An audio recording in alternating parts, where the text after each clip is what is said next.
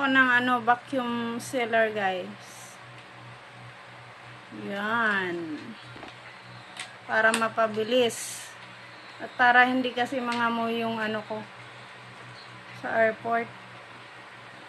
Kaya yan, ang problema lang, yung plastic ko mali. Sobrang liit naman. O, tingnan mo.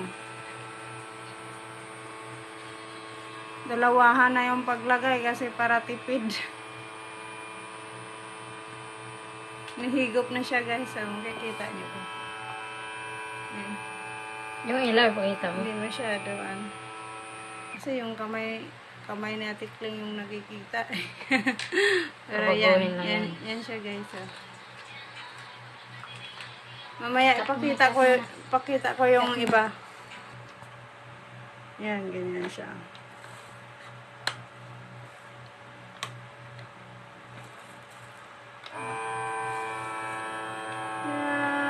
Diba? Kitang-kita siya. Kanina kasi parang hirap. Tapos pag nag-red na yan, yun na yung pwede mo na siyang tanggalin. Ibig sabihin, tapos na siya. Wala nang hangin sa loob. Yan. Ay! Uy! I-off mo. Tapos na. Off mo na. Dugdi na yan. Diba? Yes na, yes. Diba? Mamaya, pakita ko yung mga natapos na namin. Yan na siya, guys. Yan na. Kahit huwag ka na salita. Diba? Doon mo na lang i-voice. Dami na. Para tuloy ako magtitinda. Kasi maliliit na plastic pala siya, guys. Para ako nagtitinda nito ng tuyo. Tsaka palutpot.